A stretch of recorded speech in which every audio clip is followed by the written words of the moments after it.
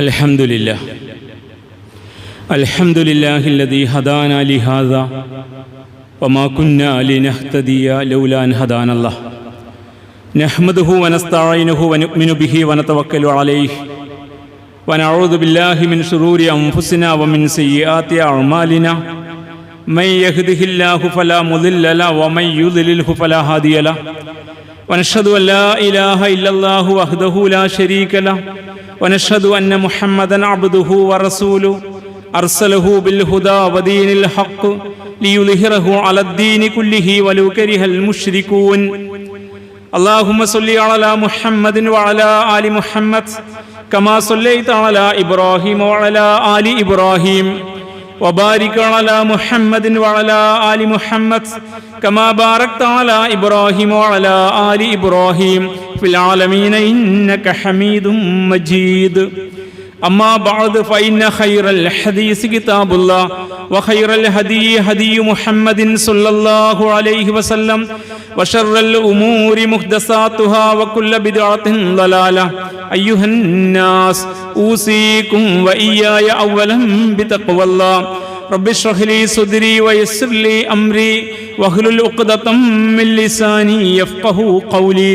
إن أريد إلا الإصلاح ما استطعت وما توفيقي إلا بالله عليه توكلت وإليه أنيب. أعوذ بالله من الشيطان الرجيم. بسم الله الرحمن الرحيم. مثل الذين اتخذوا من دون الله أولياء كمثل العنكبوت اتخذت بيتا وإن أوهن البيوت لبيت العنكبوت لو كانوا يعلمون. صدق الله العلي العظيم. ബഹുമാന്യരായ സത്യവിശ്വാസികളെ, വിശ്വാസിനികളെ, റബ്ബ് സുബ്ഹാനഹു വ തആലയുടെ കൽപ്പനകൾ ജീവിതത്തിലുടനീളം പാലിച്ചുകൊണ്ട് അവൻ്റെ വിധി വിലക്കുകൾ സൂക്ഷിച്ച് ജീവിക്കണമെന്ന് ആദ്യമായി എന്നോടും തുടർന്ന് എൻ്റെ സഹോദരി സഹോദരന്മാരോടും ഉപദേശിക്കുന്നു. സംഘപരിവാര കാലത്തെ നമ്മുടെ കോടതി വ്യവഹാരങ്ങളെയും സാമൂഹ്യമായ വിവാദങ്ങളെയും നിരീക്ഷിച്ചുകൊണ്ട് നമ്മുടെ കൂട്ടത്തിലെ വിവേകമതികൾ പ്രതികരിക്കാറുള്ള രീതി ഇങ്ങനെയാണ്. നമ്മൾ പോസ്റ്റ് ട്രൂത്തിൻ്റെ കാലം കഴിഞ്ഞു, അഥവാ സത്യാനന്തര കാലം കഴിഞ്ഞു. ഇപ്പോൾ പോസ്റ്റ് ലോജിക്കിൻ്റെ അഥവാ യുക്തിയാനന്തര കാലത്താണ് എത്തിപ്പെട്ടിരിക്കുന്നത് എന്നാണ്. പ്രയോഗം മനസ്സിലാക്കാൻ എന്താണ് ഇതിൻ്റെ ഉദ്ദേശ്യം എന്ന് വിശദീകരിക്കേണ്ടതുണ്ട്. സത്യാനന്തര കാലം, സത്യത്തിന് വിലയില്ലാത്ത കാലം, നേർക്ക് നേരെ പറഞ്ഞാൽ. അതും കഴിഞ്ഞ് ഇപ്പോൾ യുക്തിക്കും ഒരു അംഗീകാരവും വിലയുമില്ലാത്ത കാലമായിരിക്കുന്നു.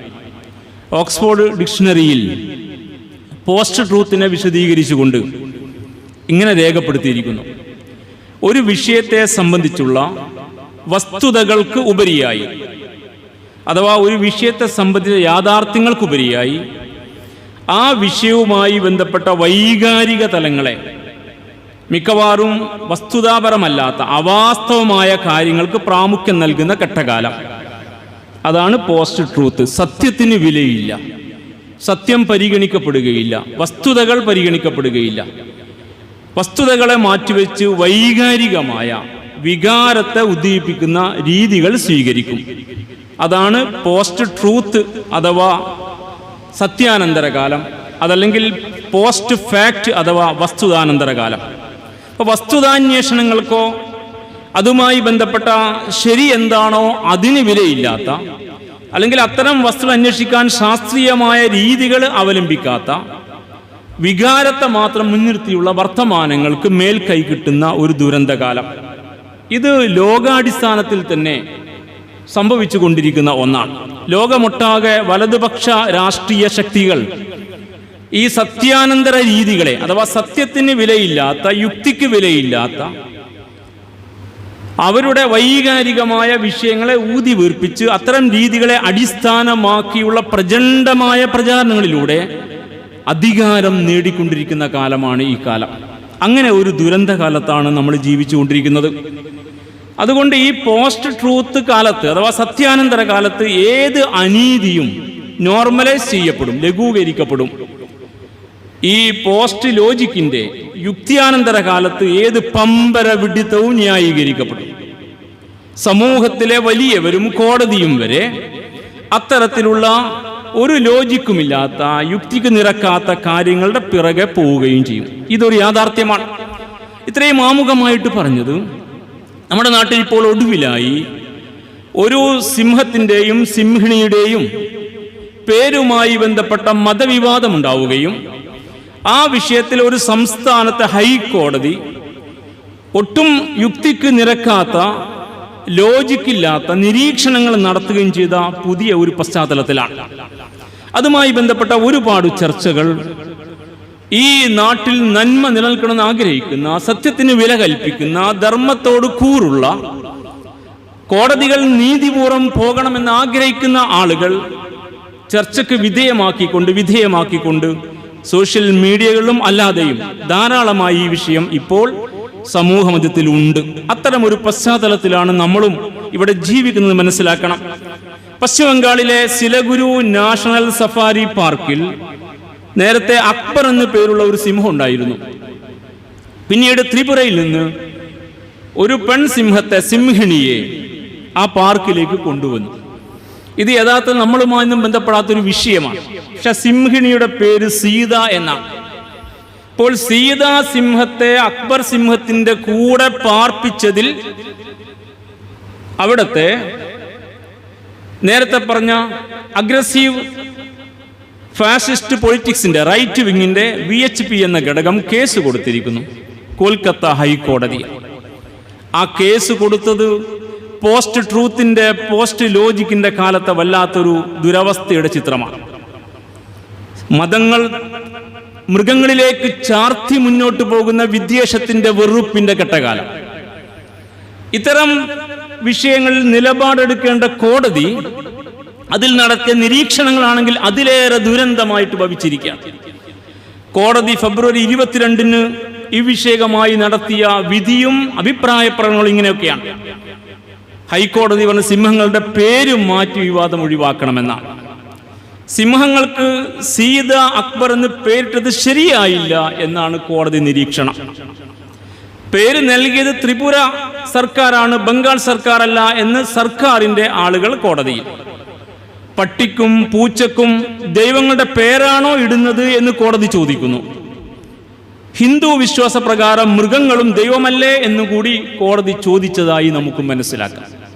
കേൾക്കുമ്പോൾ തമാശയായി തോന്നാമെങ്കിലും വിശുദ്ധ ഖുർആനിന്റെ അനുയായികൾക്ക് ഒരുപാട് പഠിക്കാനുള്ള ഒരു വിഷയമാണ്, ഒരു സ്പെസിമെനാണ് ഈ വിവാദം എന്ന കാര്യം വിനയപുരസ്സരം ഓർക്കണം. അള്ളാഹു എത്ര കൃത്യമായിട്ടാണ് കാലത്തെ വിവരിച്ചത്. വൽ അസ്ർ, കാലമാണ് സത്യം. പോസ്റ്റ് ട്രൂത്തിന്റെ, പോസ്റ്റ് ലോജിക്കിന്റെ കെട്ടകാലം. ഇന്നൽ ഇൻസാന ലഫീ ഖുസ്ർ, ആ കാലത്ത് ജീവിക്കുന്ന ഈ സത്യാനന്തരത്തിന്റെയും യുക്തിയാനന്തരത്തിന്റെയും കാലത്ത് അതിന് കൈകൊട്ടി ഹല്ലേലൂയ പാടുന്ന മനുഷ്യരെല്ലാവരും നഷ്ടത്തിലാണ്. വൽ അസ്ർ, കാലമാണ് സത്യം. ഇന്നൽ ഇൻസാന ലഫീ ഖുസ്ർ, മുഴുവൻ മനുഷ്യരും നഷ്ടത്തിലായിരിക്കുന്നു. ഇല്ലല്ലദീന ആമനു വഅമിലുസ് സ്വാലിഹാത്ത്, വിശ്വസിക്കുകയും സൽക്കർമ്മങ്ങൾ പ്രവർത്തിക്കുകയും ചെയ്യുന്ന ആളുകൾ ഒഴികെ. വതവാസൗ ബിൽ ഹഖ് വതവാസൗ ബിസ്സബ്ർ, ഹഖും സബ്റും, യാഥാർത്ഥ്യം യാഥാർത്ഥ്യമായി, ട്രൂത്ത് ആയിട്ട് പറയുന്ന, സത്യത്തെ സത്യമായിട്ട് പറയാൻ എക്കാലത്തും മുതിരുന്ന, സത്യത്തെ സത്യമായി മുറുകെ പിടിക്കുന്ന, വസ്സബ്ർ, മനുഷ്യന്റെ ബുദ്ധിക്ക് നിരക്കുന്ന യാഥാർത്ഥ്യങ്ങളെ, യുക്തിസഹമായ കാര്യങ്ങളെ മുറുകെ പിടിച്ച് സബ്റോടെ മുന്നോട്ട് പോകുന്നവർ, അവരൊഴികെ ബാക്കിയുള്ള മനുഷ്യരൊക്കെ അമ്പേ പരാജയപ്പെട്ടിരിക്കുന്നു എന്ന് കാലത്തെ മുൻനിർത്തി അല്ലാഹു സുബ്ഹാനഹു വ തആല പറയുമ്പോൾ പോസ്റ്റ് ട്രൂത്തിന്റെ കാലവും പോസ്റ്റ് ലോജിക്കിന്റെ കാലവും സത്യാനന്തര കാലവും യുക്തിയാനന്തര കാലവും ഒക്കെ നമുക്ക് അങ്ങ് തള്ളാൻ പറ്റുന്ന ഒന്നല്ല. മറിച്ച് കൃത്യമായി ഖുർആനിന്റെ വീക്ഷാഗതിയിലൂടെ പഠിക്കുകയും ഉൾക്കൊള്ളുകയും നിലപാട് സ്വീകരിക്കുകയും ചെയ്യുന്ന വിഷയമാണെന്ന് മനസ്സിലാക്കണം. വിശുദ്ധ ഖുർആൻ പഠിപ്പിക്കുന്ന ലളിതമായ ഒരു പാഠമുണ്ട്. യഥാർത്ഥത്തിൽ വിദ്വേഷവും വെറുപ്പും എപ്പോൾ മനുഷ്യന്റെ സിരകളിൽ ആധിപത്യം നേടുന്നുവോ അവിടെ മാത്രമാണ് അസത്യത്തെയും അഥവാ സത്യമല്ലാത്ത മിത്തിനെയും അതുപോലെ തന്നെ യുക്തിരഹിതമായ യുക്തിക്ക് ഒട്ടും നിരക്കാത്ത തത്വങ്ങളെയും ഒക്കെ മനുഷ്യൻ മുറുകെ പിടിച്ച് മുന്നോട്ട് പോവുകയുള്ളൂ. അതുകൊണ്ട് സത്യത്തെയും വിവേകത്തെയും പാരമ്പര്യത്തിന്റെയും മിത്തിന്റെയും പേരിൽ അപഹസിക്കുന്ന രീതി സംഭവിക്കുന്നത് വിദ്വേഷവും വെറുപ്പും സിരകളിൽ നിറഞ്ഞൊഴുകുമ്പോഴാണെന്ന് കൃത്യമായിട്ട് ഖുർആൻ പഠിപ്പിക്കുന്നുണ്ട്. ഈ പാഠം നമുക്ക് ഏറെ ചിന്തനീയമാണ്. പുതിയ പശ്ചാത്തലത്തിൽ അള്ളാഹു പറയുന്നു വിശുദ്ധ ഖുർആനിൽ സൂറ അൽ മാഇദ 14-ാം വചനം, ഫനസൂ ഹല്ലം മിമ്മാ ദുക്കിറു. ഈ മനുഷ്യരുണ്ടല്ലോ, അവർ ആരാവട്ടെ, ഏത് മതക്കാരാവട്ടെ, നാം അവരെ ഉത്ബോധിപ്പിച്ച ആ ഉത്ബോധനങ്ങളുടെ വലിയ ഭാഗം അവർ മറന്നുപോകും. അങ്ങനെ മറന്നുപോയാൽ എന്താ സംഭവിക്കുക? ധർമ്മം, നീതി, സത്യം, യുക്തിസഹമായ കാര്യം തുടങ്ങിയ അത്തരം കാര്യങ്ങൾ അള്ളാഹു ഓർമ്മിപ്പിച്ച ആ ഉത്ബോധനങ്ങൾ മറന്നു കളഞ്ഞാൽ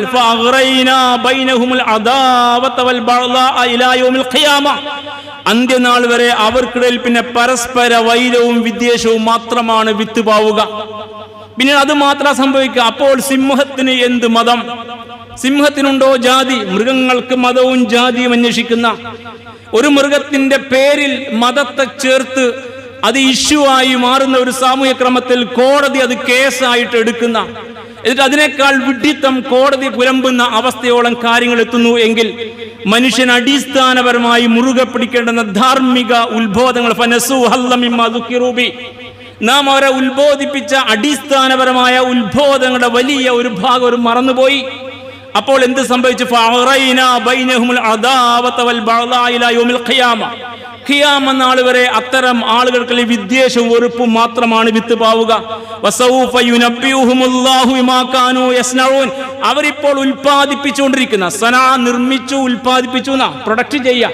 അവരിപ്പോൾ ഉൽപ്പാദിപ്പിച്ചുകൊണ്ടിരിക്കുന്ന ഈ വിദ്വേഷത്തിന്റെ വെറുപ്പിന്റെ ഈ യുക്തിരാഹിത്യത്തിന്റെ സൃഷ്ടിയായിട്ട് വരുന്ന ഉൽപ്പന്നങ്ങളുണ്ടല്ലോ, അതിന്റെ വരും തലമുറയിൽ അനുഭവിക്കേണ്ടുന്ന അതിന്റെ വരും വരായികൾ, അതിന്റെ ഭാഗമായി സംഭവിക്കുന്ന കാര്യം കൃത്യമായി നാം അവരെ അറിയിക്കുക തന്നെ ചെയ്യുമെന്ന് സൂറ അൽ മാഇദ 14-ാം വചനം.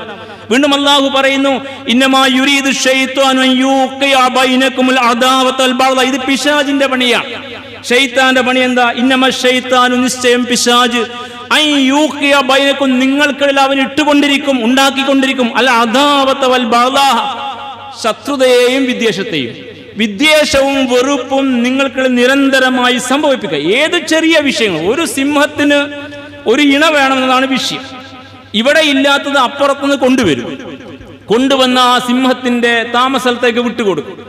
അതിനിട്ട പേര് എന്ത് വിഷയമായിരിക്കട്ടെ, അതൊരു വിഷയമായി മാറേണ്ടതേയില്ല മനുഷ്യർക്കിടയിൽ.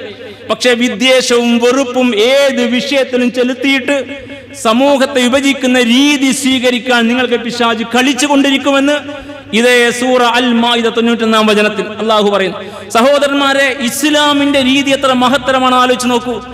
മനുഷ്യൻ സത്യത്തിന്റെ കൂടെ നിൽക്കണം, നീതിയും യുക്തിയും അവന്റെ കൂടെ ഉണ്ടാവണം, ധർമ്മനിഷ്ഠ നിർബന്ധമായും പാലിക്കണം, സമാധാന അന്തരീക്ഷത്തിന് വേണ്ടി നിലകൊള്ളുകയും വേണം. ഇപ്പൊ നേരത്തെ പറഞ്ഞ സത്യവും നീതിയും യുക്തിയും ധർമ്മബോധം ഉണ്ടാകുമ്പോഴേ സമാധാനം സ്ഥാപിതമാകൂ. അള്ളാഹു പറയുന്നു, വല്ലാഹു യദഉ ഇലാ ദാരിസ്സലാം, നിങ്ങൾ അധിവസിക്കുന്ന ഇടം സമാധാനത്തിന്റെ ഇടമാക്കാൻ അള്ളാഹു ആഹ്വാനം. ദാരുസ്സലാം, സമാധാനത്തിന്റെ ഭവനം എന്നാ. നമ്മുടെ വീട്, നമ്മുടെ നാട്, നമ്മുടെ രാജ്യം എല്ലാം സമാധാനത്തിന്റെ ഗേഹമാകണം. അതുകൊണ്ട് വല്ലാഹു യദഉ ഇലാ ദാരിസ്സലാം, അള്ളാഹു നിങ്ങളെ സമാധാനത്തിന്റെ ഭവനത്തിലേക്കാണ് വിളിക്കുക. ഒരിക്കലും ഈ ബഗ്ളാഇന്റെ അദാവത്തിന്റെ ഏത് വിഷയവും ഇത്തരത്തിൽ ശത്രുതാപരമായ വിദ്വേഷത്തിൻ്റെതായ അവസ്ഥയിലേക്ക് മാറ്റിയെടുക്കുന്ന രീതി ഒരിക്കലും ഇസ്ലാം നിങ്ങളെ അനുവദിക്കില്ല. എത്ര കൃത്യമായ ബുദ്ധിപരമായ നിലപാടാണ്, മനുഷ്യതരമായ നിലപാടാണ് ഇസ്ലാം സ്വീകരിച്ചറിയുക. അതുകൊണ്ട് സകല വിഷയത്തിലും ഇത്തരത്തിൽ വിദ്വേഷവും വെറുപ്പും കൊണ്ട് നടക്കുന്ന ആളുകൾ പാരമ്പര്യത്തിന്റെയും സനാതനത്വത്തിന്റെയും പേര് പറഞ്ഞ് വിദ്വേഷത്തിലേക്കും അസത്യത്തിലേക്കും യുക്തിരാഹിത്യത്തിലേക്കും മനുഷ്യരെ വിളിക്കുന്നവർ ആരെന്ന് കൃത്യമായിട്ട് ഈ വിഷയങ്ങൾ നമ്മെ മനസ്സിലാക്കി തരികയാണ്. അല്ലാഹു സുബ്ഹാനഹു വ തആല പറയുന്നു, സത്യത്തിലേക്കാണ് മനുഷ്യനെ വിളിക്കേണ്ടത്, സത്യത്തിനാണ് വില കൽപ്പിക്കേണ്ടത്, ട്രൂത്തിനാണ് വില കൽപ്പിക്കേണ്ടത്. അതുപോലെ തന്നെ യുക്തിസഹമായ രീതിയിലാണ് മനുഷ്യർ, ഹിക്മത്തോടെയാണ് കാര്യങ്ങളെ കാണേണ്ടത്. അപ്പൊ യുക്തിബന്ധുരമല്ലാത്ത സത്യവിരുദ്ധമായ രീതി ഒരിക്കലും മനുഷ്യന് സ്വീകാര്യമല്ല. അതുകൊണ്ട് അള്ളാഹുവിന്റെ പ്രവാചകൻ ഒരിക്കലും അങ്ങനെ പഠിപ്പിച്ചില്ല. പ്രവാചകന്മാർ സത്യത്തിന് വില കൽപ്പിക്കാൻ പഠിപ്പിച്ചു, യുക്തിബന്ധുരമായിട്ട് കാര്യങ്ങൾ നോക്കിക്കാണാൻ പഠിപ്പിച്ചു. അതുപോലെ തന്നെ ഈ സത്യത്തിന്റെയും യുക്തിയുടെയും അടിസ്ഥാനത്തിൽ നീതിയും ധർമ്മവും മുറുകെ പിടിച്ച് അങ്ങനെ നിങ്ങൾ സംസ്കൃത ചിത്തരായിട്ട് സംസ്കാര സമ്പന്ന നിലകൊള്ളണമെന്ന് പഠിപ്പിച്ചു. വിശുദ്ധ ഖുർആൻ പഠിപ്പിക്കുന്ന സൂറ അൽ ബഖറ 129 വചനത്തിൽ പ്രവാചകന്മാരുടെ അധ്യാപനത്തെ കുറിച്ച് വയുഅല്ലിമുഹുൽ കിതാബ വൽ ഹിക്മത വയുസക്കീഹിം, പ്രവാചകന്മാർ യുഅല്ലിമുൽ കിതാബ അവരെ ഗ്രന്ഥം അൽ കിതാബ് പഠിപ്പിച്ചു. യഥാർത്ഥ ഗ്രന്ഥം ഹക്കിനെ മാത്രമേ പ്രതിനിധീകരിക്കൂ, സത്യത്തിനെ വില കൽപ്പിക്കൂ. വൽ ഹിക്മ യുക്തിജ്ഞാനവും പഠിപ്പിച്ചു. അപ്പോൾ യുക്തിബന്ധുരമായിരിക്കണം, ലോജിക് ഉണ്ടാവണം. പിന്നെയോ ട്രൂത്ത് സത്യവും ഉണ്ടായിരിക്കണം. വയുസക്കീഹിം അതിന്റെ രണ്ടിന്റെയും അടിസ്ഥാനത്തിൽ മനുഷ്യർ സംസ്കാര സമ്പന്നരായി മാറണം. സംസ്കാര ശൂന്യരാണ് ഈ രീതിയിൽ വിദ്വേഷവും വെറുപ്പും ഉൽപ്പാദിപ്പിച്ച് ആ വഴിയിലൂടെ മുന്നോട്ട് പോവുകയും അതിനാൽ അന്ധത ബാധിച്ച നിയമ സംവിധാനത്തിന് വരെ സത്യവും നീതിയും നഷ്ടപ്പെടുകയും ചെയ്യുന്ന അവസ്ഥ സംഭവിപ്പിക്കാൻ കാരണമാകുന്ന ഖുർആൻ ശരിക്ക് പഠിപ്പിക്കുന്നു. വീണ്ടും വിശുദ്ധ ഖുർആൻ പഠിപ്പിക്കുന്ന സൂറ മാഇദ 104 വചനം, ഈ സത്യത്തിനും യുക്തിക്കും വില കൽപ്പിക്കാത്ത അതിന്റെ അടിസ്ഥാന സംസ്കാര സമ്പന്നാത്ത ജനങ്ങൾ അവരോട് സത്യത്തെക്കുറിച്ച് പറഞ്ഞാലും നീതിയെക്കുറിച്ച് പറഞ്ഞാലും യുക്തിയെക്കുറിച്ച് പറഞ്ഞാലും അവർ അതെല്ലാം വിട്ട് അവരുടെ പാരമ്പര്യത്തിന്റെ മഹത്വം പറഞ്ഞ് മുന്നോട്ട് പോകുമെന്ന് ഖുർആൻ പറയാ. വൈദാ ഖിലഹും തആലൗ ഇലാ മാ അൻസലല്ലാഹു വഇല റസൂൽ, നിങ്ങൾ അള്ളാഹും അള്ളാഹുവിന്റെ പ്രവാചകനും അവതരിപ്പിച്ച ഹക്കിലേക്ക്, സത്യത്തിലേക്ക്, ട്രൂത്തിലേക്ക്, അതുപോലെ തന്നെ ഹിക്മത്ത് യുക്തിബന്ധുരമായ ലോജിക്കായ കാര്യത്തിലേക്ക്, അതിന് രണ്ടിനെയും അടിസ്ഥാന സംസ്കാര സമ്പന്നതമായ ഒരു സാമൂഹ്യ ക്രമത്തിലേക്ക് നിങ്ങൾ വരിൻ എന്നവരോട് പറഞ്ഞാൽ ഖാലു, അപ്പോൾ അവർ പറയും ഹസ്ബുനാ മാ വജദ്നാ അലൈഹി ആബാഅനാ, ഞങ്ങൾ ഞങ്ങളുടെ പൈതൃകത്തിലെ തുടരും, ഞങ്ങളുടെ പാരമ്പര്യം സനാതന പാരമ്പര്യം എന്ന് പറഞ്ഞിട്ട് അവരങ്ങോട്ട് തന്നെ തിരിച്ചു നടക്കും. അങ്ങനെയാണ് പറയാ അവലൗകാന ആബാഉഹും, അവരീ പറയുന്ന സനാതനത്വത്തിന്റെ പാരമ്പര്യമുണ്ടല്ലോ പ്രപിതാക്കൾ, അവലൗകാന ആബാഉഹും ലാ യഅലമൂന ശൈഅൻ വലാ യഹ്തദൂൻ, അവരൊന്നും അറിയാത്ത വിഡ്ഢികളും മാർഗദർശനം സ്വീകരിക്കാത്ത ആളുകളുമാണ് എന്നിരിക്കെ ഈ പാരമ്പര്യത്തിന്റെ പേരും പറഞ്ഞ് സത്യവിരുദ്ധമായ യുക്തിരാഹിത്യത്തിൻ്റെതായ വഴികൾ സ്വീകരിക്കുന്ന വിദ്വേഷവും വെറുപ്പും ശീലമാക്കിയ ആളുകളാണ് യഥാർത്ഥത്തിൽ ഭൂമുഖത്ത് സംസ്കരിക്കപ്പെടാത്തവർ. അവരുടെ കയ്യിലുള്ള ദർശനം സനാതനമാവില്ല എന്ന് വളരെ കൃത്യമായി പ്രവാചക അധ്യാപനങ്ങളെ മുൻനിർത്തി അള്ളാഹു പഠിപ്പിക്കുന്ന സഹോദരന്മാരെ, എന്താണ് പ്രശ്നം എന്ന് ആലോചിച്ച് നോക്കിയാൽ മനുഷ്യന്റെ അന്തസ്സാണ് പ്രശ്നം. മനുഷ്യന്റെ ഡിഗ്നിറ്റിയെ അംഗീകരിച്ച മതമാണ് ഇസ്ലാം. നമ്മൾ മനുഷ്യരാണ്, നമുക്കൊരു അന്തസ്സുണ്ട്. നമ്മെ സൃഷ്ടിച്ച തമ്പുരാൻ മാത്രമേ മുകളിൽ ഉണ്ടാകാവൂ. നമ്മെപ്പോലെ അല്ലെങ്കിൽ നമ്മേക്കാൾ വില കുറഞ്ഞ സൃഷ്ടികളെ ആരാധിക്കുന്ന, അവയിൽ ദിവ്യത്വം കാണുന്ന, അവരുടെ വിഷയത്തിൽ മനുഷ്യൻ മൃഗങ്ങളെക്കാൾ താഴെയായി പോകുന്ന സ്ഥിതിവിശേഷം മനുഷ്യന്റെ അന്തസ്സിന് നിരക്കാത്ത കാര്യമാണ്. ഇത് പഠിപ്പിച്ച മതമാണ് ഇസ്ലാം. സൂറ ഇസ്ര 70 വചനം അള്ളാഹു പറയുന്നു വലഖദ് കറംനാ ബനി ആദം, മനുഷ്യനെ നാം ആദരിച്ചത്. നിങ്ങൾ മനുഷ്യരാണ് കൂട്ടരെ. സിംഹത്തിനിട്ട പേരിന്റെ പേരിൽ, അതുപോലെ മൃഗങ്ങളുടെ പേരിൽ, മൃഗവുമായി ബന്ധപ്പെട്ട മറ്റു ഒരുപാട് വിവാദങ്ങൾ, പശുപൂജയും അവിടെ നിന്നങ്ങോട്ട് പശുഹത്യയും ഉൾപ്പെടെ ഒരുപാട് വിഷയങ്ങൾ നമ്മുടെ നാട് ഇന്ന് അതിൻ്റെ ഒരു കേളിയരങ്ങമായി മാറിയിരിക്കുകയാണ്. അപ്പോൾ അത്തരത്തിൽ മൃഗങ്ങളുമായി ബന്ധപ്പെടുത്തി നിങ്ങൾക്ക് നിലപാടിനോ മനുഷ്യത്വത്തിൻ്റെതായ ഉയർന്ന നിലപാട് വേണം. കാരണം നിങ്ങൾ മനുഷ്യരാണ്, നിങ്ങളെ നാഥൻ ആദരിച്ചിരിക്കുന്നു. വലക്കത് കറംനാ ബനി ആദം, ആദം മക്കളെ, ആദം സന്തതികളെ, മനുഷ്യരെ, മനുഷ്യവൃത്തി നാം ബഹുമാനിച്ചിരിക്കുന്നു, ആദരിച്ചിരിക്കുന്നു. വഹമൽനാഹും ഫിൽ ബർരി വൽ ബഹർ, അതുകൊണ്ടാണ് നിങ്ങൾക്ക് കടലിലും കരയിലുമൊക്കെ സഞ്ചരിക്കാൻ ഉതകും വിധം സംവിധാനങ്ങൾ കണ്ടെത്താൻ പറ്റുന്ന, വികസിക്കാൻ പറ്റുന്ന, വിജ്ഞാനം നേടാൻ പറ്റുന്ന, അതിലൂടെ ശാസ്ത്രീയമായ സാങ്കേതികമായ മികവ് ആർജിക്കാൻ കഴിയുന്ന, അങ്ങനെ ആകാശത്തു കൂടി സഞ്ചരിക്കുന്ന, കടലിലൂടെ സഞ്ചരിക്കുന്ന, കരയോടെ സഞ്ചരിക്കുന്ന പുതിയ പുതിയ അധുനാധുനമായ സംവിധാനങ്ങൾ കണ്ടെത്താൻ കഴിയും വിധം നിങ്ങൾക്ക് ബുദ്ധിയും വിവേകവും നൽകിയിട്ട് നിങ്ങളെ നാം ആദരിച്ചിരിക്കുകയാണ്. അങ്ങനെയാണ് നിങ്ങളെ നാം നിലനിർത്തിയത്. വറസഖ്നാഹും മിനത് ത്വയ്യിബാത്ത്, നിങ്ങൾ കഴിക്കുന്നത് നല്ലത് മാത്രമായിരിക്കണം, നല്ലത് മാത്രമേ കഴിക്കാവൂ. അങ്ങനെ നല്ലത് മാത്രം കഴിക്കാൻ നിങ്ങൾക്ക് വേണ്ടുവോളം നൽകുകയും ചെയ്തു. നാം സൃഷ്ടിച്ച ഒരുപാട് സൃഷ്ടികളെക്കാൾ നിങ്ങളെ ശ്രേഷ്ഠമാക്കി വെച്ചു. ആ ഭാഗം പ്രത്യേകം ശ്രദ്ധിക്കണം. അള്ളാഹു സൃഷ്ടിച്ച സൃഷ്ടികളായി മൃഗങ്ങളും, അതിനേക്കാൾ നിങ്ങൾക്ക് ശ്രേഷ്ഠതയുണ്ടെന്ന്, നിങ്ങൾ മൃഗങ്ങളെക്കാൾ താഴെ ആവരുതെന്ന്, മൃഗങ്ങൾ ദൈവമാകുന്ന അവസ്ഥയും നിങ്ങൾ ദൈവത്തിന്റെ താഴെ നിൽക്കുന്ന അവസ്ഥയും സംഭവിക്കരുതെന്ന്. കാരണം നിങ്ങൾ മനുഷ്യവർഗമാണ്, ഈ മൃഗങ്ങളെക്കാൾ നിങ്ങൾ എത്രയോ ഉന്നതരാണ്. നിങ്ങളെ സവിശേഷമായി സംവിധാനിച്ചിരിക്കുക. നിങ്ങൾക്ക് വിവേകവും ബുദ്ധിയും നൽകിയിരിക്കുകയാണ്. അറിയാനും അറിവ് നേടാനും അറിവ് ആർജിക്കാനും പിന്നെയും അറിഞ്ഞതിൽ നിന്ന് അറിയാത്തതിലേക്ക് സഞ്ചരിക്കാനുമുള്ള വിജ്ഞാനത്തിന്റെ, വിവരത്തിന്റെ, പഠനത്തിന്റെ, മനനത്തിന്റെ, ഗവേഷണത്തിന്റെ ഒരുപാട് തലങ്ങളിലേക്ക് നിങ്ങളുടെ കഴിവിനെ അള്ളാഹു തുറന്നു വിട്ടിരിക്കുകയാണ്. അത്രയും വലിയ കഴിവുള്ള, അത്രയും വലിയ പവറുള്ള, ബുദ്ധിപരമായ വികാസം സാധ്യമാകുന്ന, കാര്യങ്ങൾ മനസ്സിലാക്കാൻ ഉതകുന്ന ബുദ്ധിയും വിജ്ഞാനവും വിവേകവുമുള്ള അവസ്ഥയിൽ നിങ്ങളെ അള്ളാഹു നിങ്ങളെ ശ്രേഷ്ഠരാക്കി വെച്ചിരിക്കുകയാണ്. നാം സൃഷ്ടിച്ച ഒരുപാട് സൃഷ്ടികളെക്കാൾ നിങ്ങളെ നാം ശ്രേഷ്ഠമാക്കി വെച്ചിരിക്കുന്നു. അതുകൊണ്ട് ഇസ്ലാം മനുഷ്യന്റെ അന്തസ്സിനെ മാനിക്കുന്ന മതമാണ്. അതുകൊണ്ട് മനുഷ്യന്റെ അന്തസ്സിന് നിരക്കാത്ത ഒന്നും ഇസ്ലാം മനുഷ്യനോട് പറയില്ല.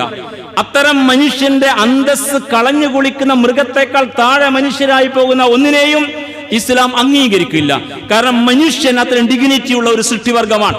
അതുകൊണ്ട് തുണിയില്ലാത്ത നേതൃത്വങ്ങളുള്ള ആത്മീയത ഇസ്ലാമിൻ്റെതാവില്ല. സ്വന്തം കരങ്ങൾ കൊണ്ട് സംവിധാനിച്ച ദിവ്യത്വം കൽപ്പിക്കപ്പെടുന്ന പ്രതിഷ്ഠകളെ ഒരിക്കലും ഇസ്ലാം അംഗീകരിക്കില്ല. മരണപ്പെട്ടവരോട് പ്രാർത്ഥിക്കുന്ന രീതിയെ ഇസ്ലാം അംഗീകരിക്കില്ല. നമ്മെപ്പോലുള്ള സാധാരണ മനുഷ്യരെ ദൈവത്തിന്റെ സ്ഥാനത്ത് നിർത്തിയിട്ട് ആൾ ദൈവങ്ങളാക്കി വാഴിക്കുന്ന പുണ്യാളന്മാരുടെ പൗരോഹിത്യത്തിന്റെ രീതിയെ ഇസ്ലാം സ്വീകരിക്കില്ല. കാരണം മനുഷ്യന്റെ അന്തസ്സ് പ്രധാനമാണ്. മൃഗങ്ങളെ പൂജിക്കുന്ന അത്തരം അന്ധത ഇസ്ലാം ഒരിക്കലും അംഗീകരിക്കില്ല.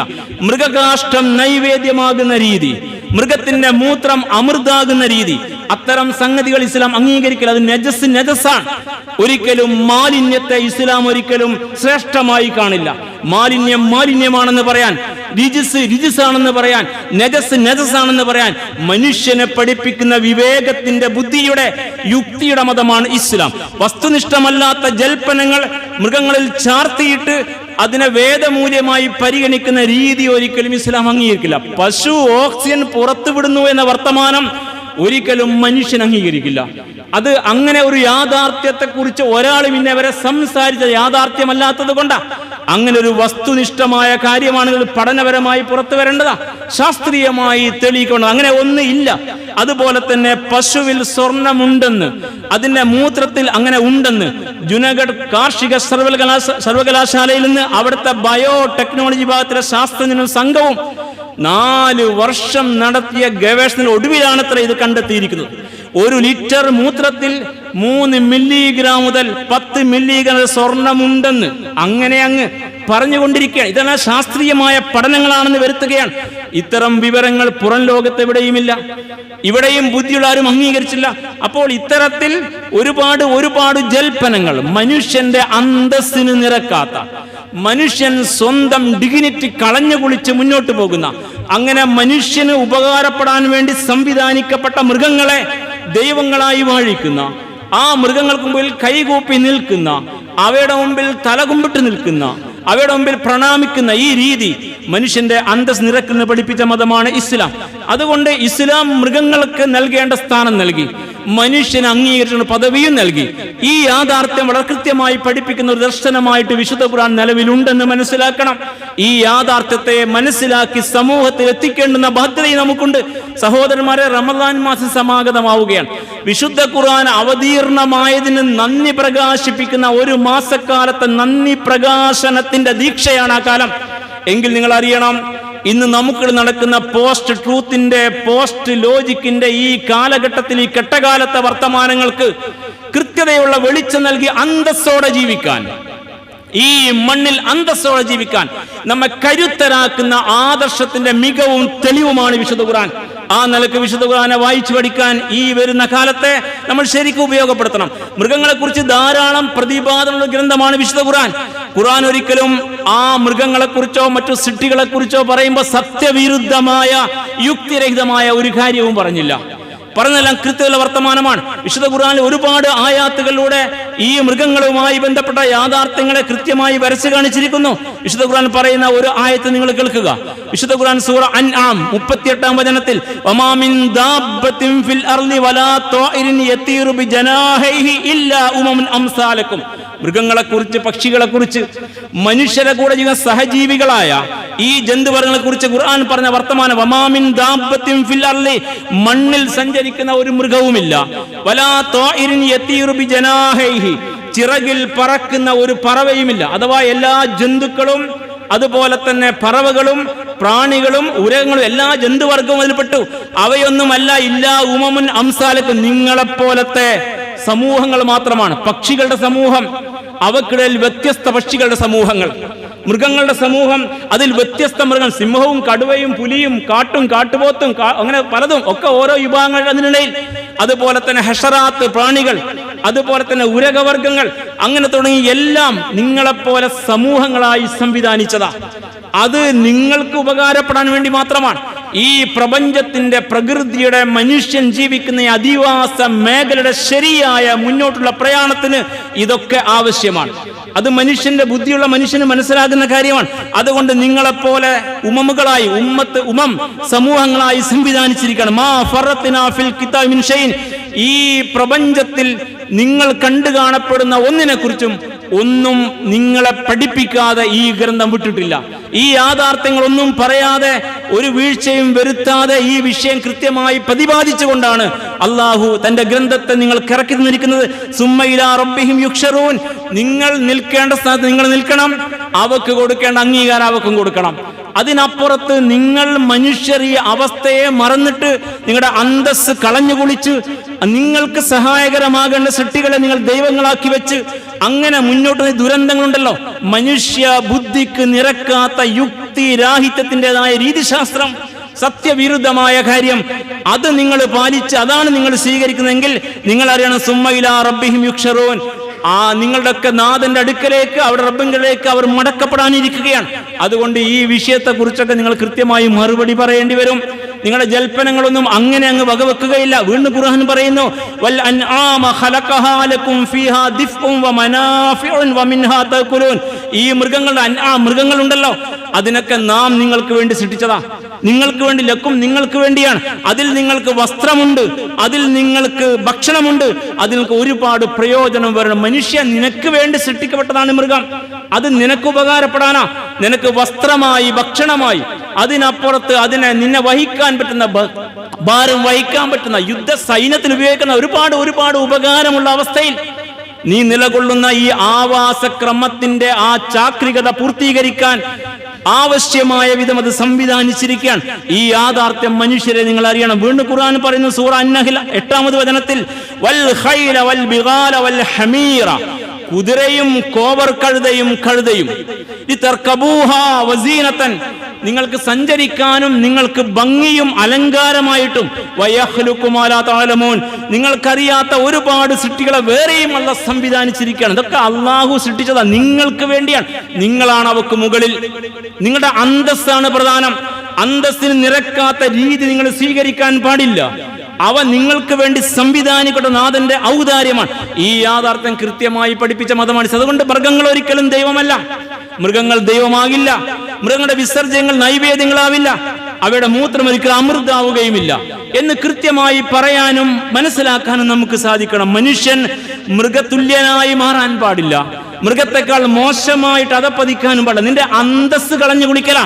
അപ്പോൾ മനുഷ്യന്റെ അന്തസ് കളഞ്ഞു കുളിച്ച് മൃഗത്തിന് തുല്യനായും മൃഗത്തെക്കാൾ താഴെയായി മൃഗത്തെ പൂജിക്കുന്നവനായും തീരുന്ന ഈ ദുരവസ്ഥയുണ്ടല്ലോ, ഇത് യഥാർത്ഥത്തിൽ ഒരു മുസ്ലിം കൃത്യമായി മനസ്സിലാക്കി ഈ വിവേകരാഹിത്യത്തെ, ബുദ്ധിശൂന്യതയെ, യുക്തിരാഹിത്യത്തെ, സത്യവിരുദ്ധമായ സംഗതിയെ പച്ചയായിട്ട് പറയാനും പ്രതിനിധീകരിക്കാനും നമുക്ക് വേണം. അത്തരം ഒരു നിലപാട് കൂടി സാധ്യമാവണം. അല്ലെങ്കിൽ എന്തിനാ വിശുദ്ധ ഖുർആൻ മൃഗങ്ങളെ കുറിച്ച് ഇത്രയധികം പറഞ്ഞത്? എത്രയാണ് ഖുർആനിൽ പ്രതിപാദനങ്ങൾ, ഏതെല്ലാം മൃഗങ്ങളെ കുറിച്ചാണ്? വിശുദ്ധ ഖുർആൻ ഇത്ര കൃത്യമായി കാര്യങ്ങൾ പറയുമ്പോൾ അതിലെ വർത്തമാനങ്ങൾക്കൊക്കെ കാലികമായ പ്രസക്തിയുണ്ട്. അതുകൊണ്ട് ഇന്ന് സിംഹം, അക്ബർ സിംഹവും സീതാ സിംഹിണിയും ഒരു തമാശയായി കാണണ്ട. അതൊരു സമൂഹം എത്തിപ്പെട്ട അന്തക്കേടിന്റെ അടയാളമാണ്. ആ അന്തക്കേടിനെ കുറിച്ച് നിലപാടുള്ളവരായിട്ട് നമ്മൾ മാറണം. നമ്മുടെ കുടുംബത്തെ നേരെ ചൊവ്വേ പഠിപ്പിക്കണം. നമ്മൾ കാര്യങ്ങളെ ശരിയായി സംസാരിക്കണം.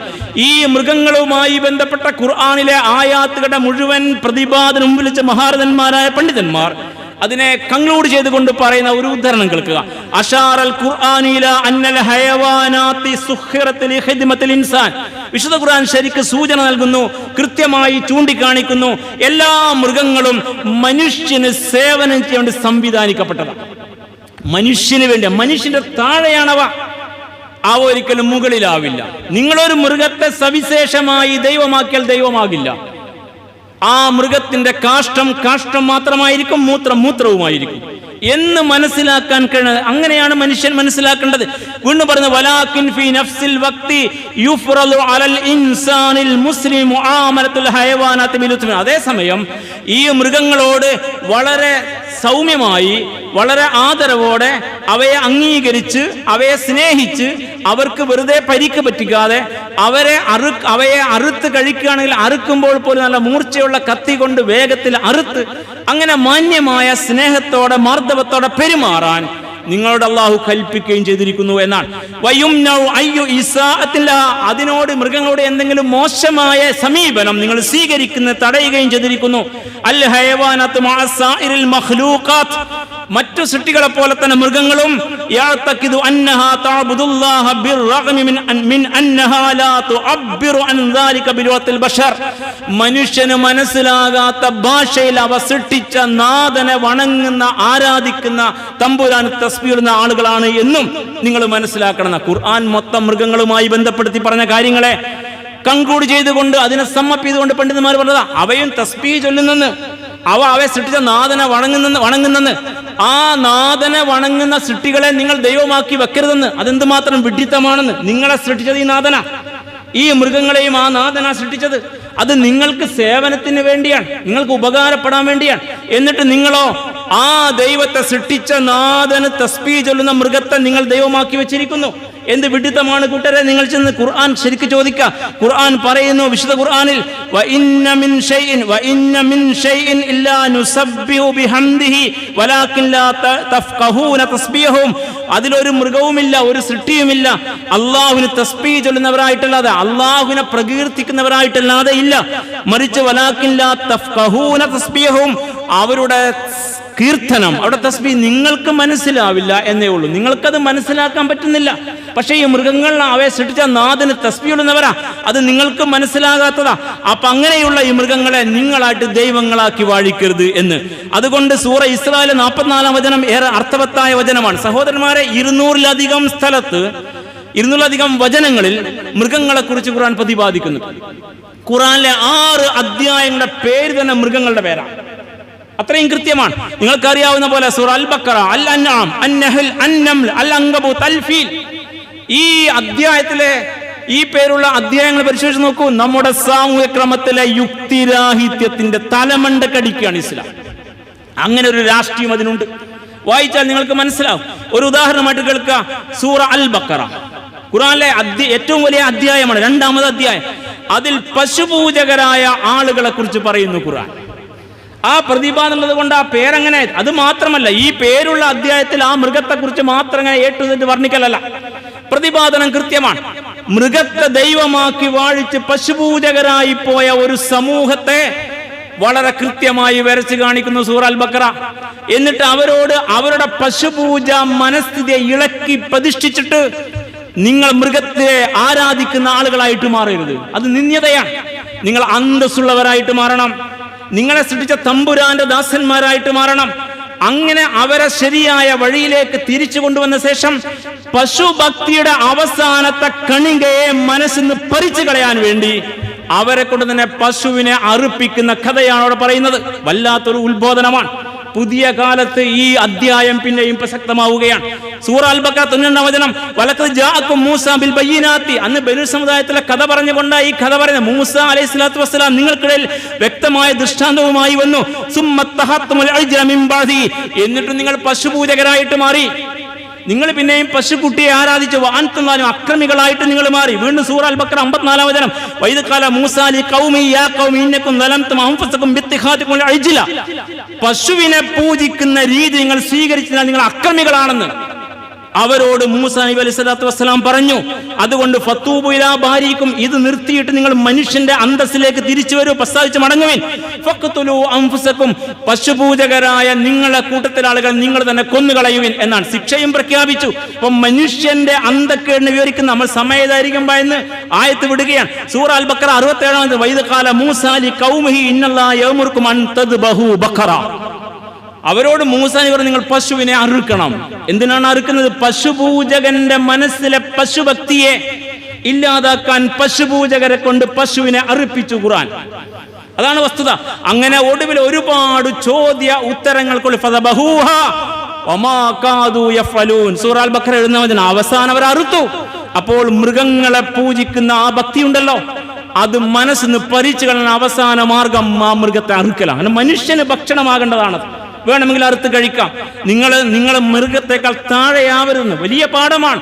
അൽ ബഖറ എന്ന ആദ്യത്തെ അധ്യായം ഖുർആനിൽ മൃഗത്തിന്റെ പേരുള്ള 2-ാം അധ്യായമാണ്. മൃഗത്തിന്റെ പേരുള്ള ആദ്യത്തെ അധ്യായമാണ്. രണ്ടാമത് അൽ അൻആം എന്ന അധ്യായമുണ്ട്. സൂറ 6-ാം അധ്യായമാണ് ഈ സൂറ. അതിൽ മൃഗങ്ങളെ കുറിച്ചാണ്. അൽ അൻആം മൃഗങ്ങൾ എന്നർത്ഥം കാലികളെ കുറിച്ച് പറയുന്നിടത്ത് കഴിക്കാൻ പറ്റുന്നതും പറ്റാത്തതുമായ മൃഗങ്ങളെ കുറിച്ച് പറയുന്നു. ആ പരാമർശം ഉള്ളത് കൊണ്ട് ആ അധ്യായത്തിന് പേര് വന്നു. വേറെ ഒരുപാട് വിഷയങ്ങൾ അതിനകത്തുണ്ട്. 3-ാമതായി സൂറ അൻ-നഹ്ൽ തേനീച്ചയെ കുറിച്ചാണ്. തേനീച്ചക്ക് അല്ലാഹു നൽകിയ ദിവ്യബോധനം, അതിന് നൽകിയ പാഠം. അങ്ങനെ അത് തേൻ ശേഖരിക്കുന്നു, അത് ഭംഗിയായി വീടുണ്ടാക്കുന്നു, അതിനകത്ത് തേൻ ശേഖരിക്കുന്നു. അത് ഫീഹി ശിഫാഉൻ ലിന്നാസ്, മനുഷ്യന് സിദ്ധ ഔഷധമാണ്, നിങ്ങൾക്ക് ശമന ഔഷധമാണ്. അങ്ങനെ അള്ളാഹുവിന്റെ ആജ്ഞ പാലിച്ചുകൊണ്ട് ഈ തേനീച്ച നിർവഹിക്കുന്ന പ്രവർത്തനം. മൃഗങ്ങളൊക്കെ തമ്പുരാന്റെ ആജ്ഞ പാലിച്ച ഓരോ മൃഗത്തിനും മണ്ണിൽ ജനിച്ചാൽ നിങ്ങൾ പഠിപ്പിക്കേണ്ട എങ്ങനെ ജീവിക്കണമെന്ന്. അതുകൊണ്ട് ഓരോ മൃഗവും അതിന്റെ ജീവസന്ധാരണ വഴികൾ അതിനകത്ത് അല്ലാഹു ഉള്ളടക്കം ചെയ്തിരിക്കുന്നു. റബ്ബുനല്ലദീ അഅത കുല്ല ഷൈഇൻ ഖൽഖഹു സുമ്മ ഹദാ, ഓരോന്നിനെയും സൃഷ്ടിക്കുകയും അവക്ക് മുന്നോട്ട് പോകേണ്ട വഴി ശരിക്ക് പഠിപ്പിക്കുന്ന നാഥൻ നിങ്ങൾ പഠിപ്പിക്കേണ്ട. ഒരു പശുക്കുഞ്ഞിനെ നിങ്ങൾ നടത്തം പഠിപ്പിക്കേണ്ട, അമ്മിഞ്ഞ തെരഞ്ഞു നടക്കാൻ നിങ്ങളായിട്ട് സഹായിക്കണ്ട. അതതിന്റെ അമ്മയുടെ അമ്മിഞ്ഞ കുടിച്ചുകൊണ്ടിരിക്കും, പിന്നെ അത് വളരും, പിന്നീട് മുന്നോട്ട് പോകും. നിങ്ങളൊന്നും പഠിപ്പിക്കേണ്ട കാര്യമില്ല. 8000 കിലോമീറ്റർ അപ്പുറത്ത് നിന്ന് ദേശാടന പക്ഷികൾ ഇവിടെ വരുന്നു നമ്മുടെ നാട്ടിൽ. ഇവിടെ മുട്ടയിട്ടിട്ട് കുഞ്ഞുങ്ങളെ വിരിയിച്ചിട്ട് തിരിച്ചു മടങ്ങുമ്പോ ഇവിടെ നിന്ന് വിരിഞ്ഞ ഈ കുഞ്ഞുങ്ങൾ, ഈ പക്ഷികൾ ആദ്യം സഞ്ചരിക്കുന്നു, അമ്മമാർ പിറകെ സഞ്ചരിക്കുന്നു. സാൽമൺ മത്സ്യത്തെ കുറിച്ച് പഠിക്കൂ നിങ്ങൾ. ആ മത്സ്യം 2500 കിലോമീറ്റർ ദൂരം സഞ്ചരിച്ച് പസഫിക് സമുദ്രത്തിൽ നിന്ന് സഞ്ചരിച്ച് തെക്കേ അമേരിക്കൻ നദികളുടെ പ്രഭവസ്ഥാനത്ത് എത്തി അവിടെ മുട്ടയിട്ട ശേഷം കരയിലേക്ക് തെറിച്ച് ചാടിയിട്ട് അവിടെ കിടന്ന് മരിക്കും. മുട്ട വിരിഞ്ഞ കുഞ്ഞുങ്ങൾ ഇത്രയും ദൂരം സഞ്ചരിച്ച് വീണ്ടും പസഫിക് സമുദ്രത്തിലെത്തും. ആരാ ഇത് പഠിപ്പിച്ചത്? നിങ്ങൾ എത്ര നിസ്സഹായരാണ്. അപ്പൊ തമ്പുരാന്റെ കൽപ്പന പാലിച്ച് അവന്റെ നിർദ്ദേശാനുസാരം നടക്കുന്നത്. ഇതാണ് മൃഗങ്ങളെ കുറിച്ച് ഇസ്ലാമിന്റെ കാഴ്ചപ്പാട്. ആ മൃഗങ്ങളെ ദൈവമാക്കി മാറി നിങ്ങൾ എത്രമേൽ അധമന്മാരാണെന്ന്. വീണ്ടും സൂറ അൻ-നംൽ ഉറുമ്പിനെ കുറിച്ച് സുലൈമാൻ അലൈഹിസ്സലാത്തു വസ്സലാമ വാദിന്റെ ഉറുമ്പിന്റെ താഴ്വാരത്തിൽ സൈന്യമായി പ്രവേശിച്ചപ്പോ ഉറുമ്പ് പറയാണ്, നിങ്ങൾ വേഗം മാളത്തിലേക്ക് പ്രവേശിക്കുവിൻ. യാ അയ്യുഹൻ നംലു ദുഖുലൂ മസാകിനകും, നിങ്ങളുടെ വീട്ടിലേക്ക് കയറിക്കോ, മാളത്തിലേക്ക് കയറിക്കോ. കാരണം ഹത്തായിദ അത്തവല വാദിനംല, ആ ഉറുമ്പിന്റെ താഴ്വാരത്തിൽ ഇപ്പൊ കാലത്ത് നമ്മുടെ ഉറുമ്പ് വിളിച്ചു പറയാ, വേഗം ഇതാ നിങ്ങളുടെ മാളത്തിലേക്ക് പ്രവേശിച്ചോ. ലാ യഖ്തിമന്നകും സുലൈമാനു വജുനൂദുഹു, സുലൈമാൻ അലൈഹിസ്സലാത്തു വസ്സലാമും സൈന്യവും അവർ നിങ്ങളെ ചവിട്ടി കളഞ്ഞേക്കും. വഹും ലാ യശൂ, അവർ അറിയില്ല, നിങ്ങളെ കാണില്ല. അപ്പൊ ഉറുമ്പുകളെല്ലാം മാളത്തിലേക്ക് കയറുന്നു. ഉറുമ്പിന്റെ ഭാഷയെ കുറിച്ച് നമ്മെ പഠിപ്പിക്കുക സൂറ അൻ-നംൽ. പിന്നെയും സൂറ അങ്കബൂത്ത്. എന്താണ് ഈ അങ്കബൂത്ത്? ചിലന്തി. എന്താ ചിലന്തിയെ കുറിച്ചുള്ള പാഠം? ചിലന്തിയുടെ മുഴുവൻ രീതിയും പഠിപ്പിക്കലല്ല, അവിടെ ഒരു മർമ്മം പറയുന്നുണ്ട്. മൃഗങ്ങളെ പൂജിക്കുന്ന മനുഷ്യരെ, തമ്പുരാനെ വിട്ട് മറ്റു പലതിനെയും പൂജിക്കുന്ന മനുഷ്യരെ, നിങ്ങളുടെ രീതി ഉണ്ടല്ലോ, അത് നിങ്ങൾ ആ വിശ്വാസത്തിന് കെട്ടിപ്പൊക്കുന്ന സകലതും ഈ ചിലന്തി വല പോലെ തകരാനുള്ളതാണ്. അതൊരിക്കലും വിജയം പ്രാപിക്കില്ല എന്നാണ്. കടുത്ത പാഠമാണ്. എന്താണ് ഈ അങ്കബൂത്തിന്റെ പാഠം? 40-ാം വചനത്തിൽ ആദ്യത്തെ മസറുല്ലദീന തഖദൂ മിൻ ദൂനില്ലാഹി ഔലിയ, മുഖദ്ദിമയിൽ ഓതി വെച്ച സൂക്തം അതാണ് കേട്ടോ. മസറുല്ലദീന തഖദൂ മിൻ ദൂനില്ലാഹി ഔലിയ, അല്ലാഹുവിനെ വിട്ട് രക്ഷകരായി പലതിനെയും ഉപാസിക്കുന്ന കൂട്ടർ. രക്ഷകരാർ പലതിനെയും സ്വീകരിച്ചിരിക്കാം. തങ്ങളെപ്പോലത്തെ മനുഷ്യരെ, അല്ലെങ്കിൽ മൃഗങ്ങളെ, അല്ലെങ്കിൽ ജീവനില്ലാത്ത കല്ലുകളെ, അങ്ങനെ പലതിനെയും, മരിച്ചുപോയവരൊക്കെ അങ്ങനെ രക്ഷകരായി സ്വീകരിക്കുന്ന ആളുകളുടെ ഉദാഹരണം കമസലിൽ അങ്കബൂത്തി, 8 കാലി പോലെയാണോ? 8 കാലി പോലെ. എന്താണ് കമസലിൽ അങ്കബൂത്തി തഹത്ത് ബൈത? ഈ ചിലന്തി ഒരു വീട് പണിതു, ചിലന്തി ഒരു വല കെട്ടി, 8 കാലി വല. വഇന്ന ഔഹനൽ ബുയൂതി ലബൈതുൽ അങ്കബൂത്ത്. നിങ്ങൾ അറിയണം, ഏറ്റവും ദുർബലമായ വീട് ചിലന്തിയുടെ വീടാണ്. ഏറ്റവും ദുർബലമായ വീട് ചിലന്തി വലയാണ്. ചിലന്തി ഇര പിടിക്കാൻ കെട്ടുന്ന വീടാ, അതിനങ്ങനെ വീടുണ്ടാക്കാനേ അറിയൂ. പക്ഷെ ആ വീട് ഏറ്റവും ദുർബലമാണ്. അതിന്റെ പരിധി കൊതുങ്ങാത്ത ഒരു പ്രാണി അതിനകത്ത് കയറിയാൽ ആ വലയും കൊണ്ടേ പോകൂ. നിങ്ങളങ്ങ് നടന്നു പോകുമ്പോൾ വല അറ്റുപോകും, അത്ര ദുർബലമാണ്. അതുകൊണ്ട് അള്ളാഹുവിനെ വിട്ട് ഈ മൃഗങ്ങളെയും നമ്മളെപ്പോലത്തെ മനുഷ്യരെയും മരിച്ചു പോയവരെയും കൽക്കുട്ടികളൊക്കെ ദൈവമാക്കി മാറ്റുന്നവരെ നിങ്ങൾ അറിയണം, നിങ്ങളുടെ വിശ്വാസത്തിന്റെ പുറത്ത് കെട്ടിപ്പൊക്കുന്ന സകല സംവിധാനങ്ങളും ചിലന്തി വല പോലെ തകരാനുള്ളതാണ്. കാരണം ചിലന്തി വല ഏറ്റവും ദുർബലമായ വീടാണ്. അറിയണമെങ്കിൽ അറിഞ്ഞോ, മനസ്സിലാക്കണമെങ്കിൽ മനസ്സിലാക്കിക്കോ എന്ന് കൃത്യമായി ചിലന്തി വെച്ച് പഠിപ്പിക്കുക. അവസാനമായി വിശുദ്ധ ഖുർആൻ മൃഗങ്ങളുടെ പേരിട്ട അധ്യായം സൂറത്തുൽ ഫീലാണ്, 105-ാം അധ്യായം. അതിലെന്താ പറയുന്നത്? മൃഗപൂജയും മനുഷ്യപൂജയും മരിച്ചവരെ പൂജയും ജൈവികമല്ലാത്ത ജീവനില്ലാത്ത പൂജിക്കുന്ന മനുഷ്യരെ നിങ്ങൾ ബഹുദൈവ ആരാധനാക്രമത്തിലേക്ക് വളർന്നിട്ട് വിശ്വാസത്തിന്റെ ഭവനങ്ങളെ തച്ചു തകർക്കാൻ വന്നാൽ നിങ്ങൾക്ക് നേരെ മുകളിൽ നാഥനുണ്ടെന്ന കൃത്യമായ പാഠം സൂറ അൽ ഫീലിൽ യമനിൽ നിന്ന് കഅബ തകർക്കുന്ന അബ്രഹത്ത് രാജന്റെ കഥ പറഞ്ഞുകൊണ്ട് പഠിപ്പിക്കുന്ന അധ്യായ. അപ്പോൾ ഈ അധ്യായങ്ങളുടെ തലക്കെട്ട് പുതിയ കാലത്ത് പ്രസക്തമാണ്.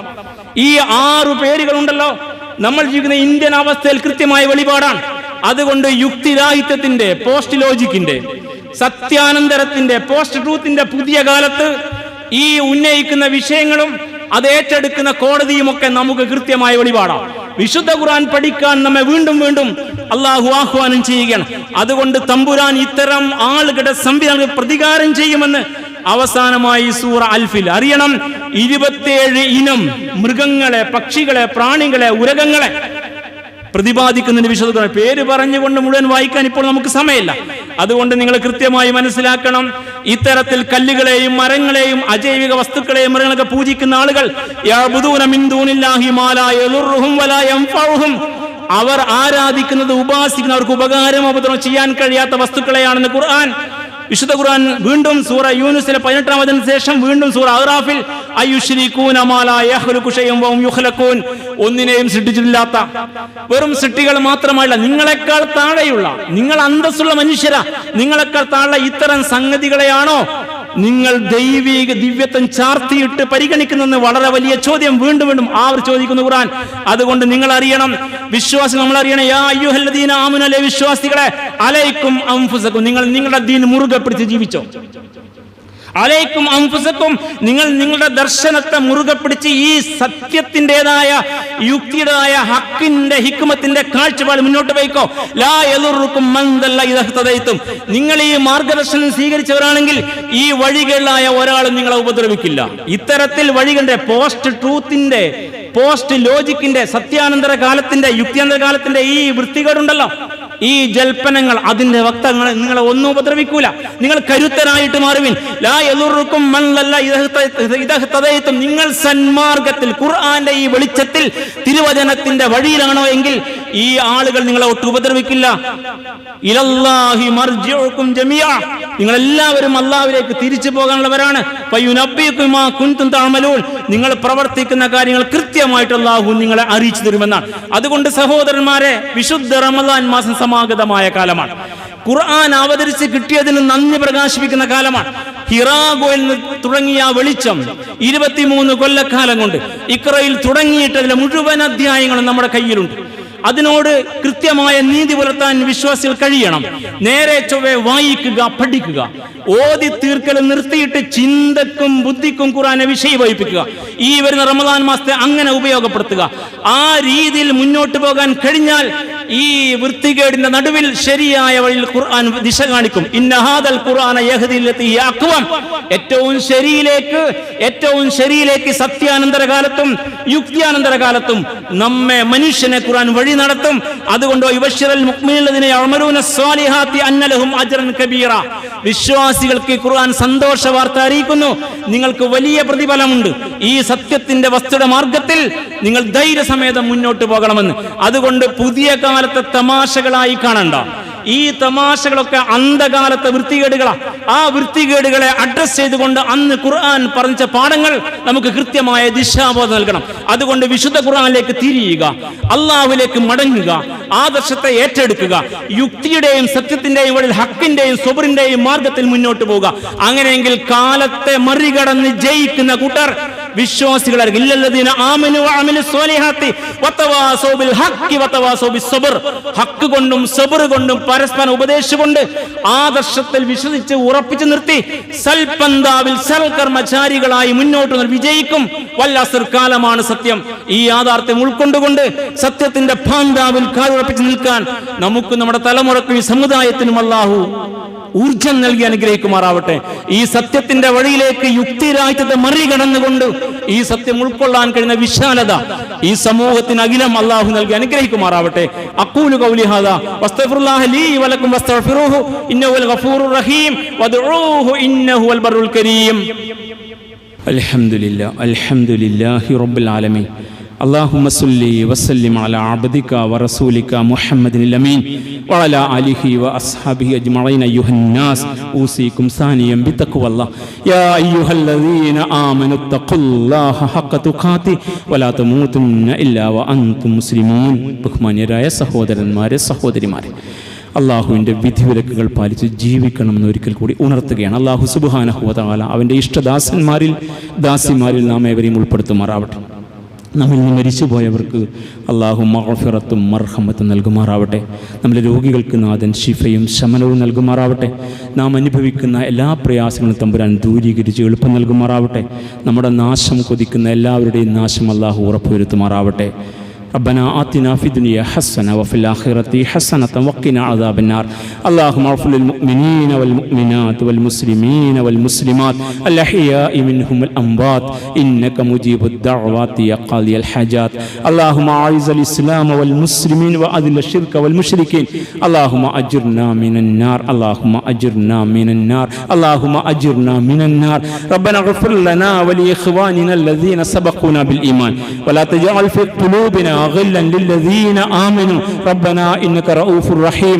ربنا تقبل منا إنك أنت السميع العليم وتب علينا إنك أنت التواب الرحيم واغفر لنا يا غافر المذنبين وارحمنا بأنواع رحمتك يا أرحم الراحمين. سبحان ربك رب العزة عما يصفون وسلام على المرسلين والحمد لله رب العالمين. آمين برحمتك يا أرحم الراحمين.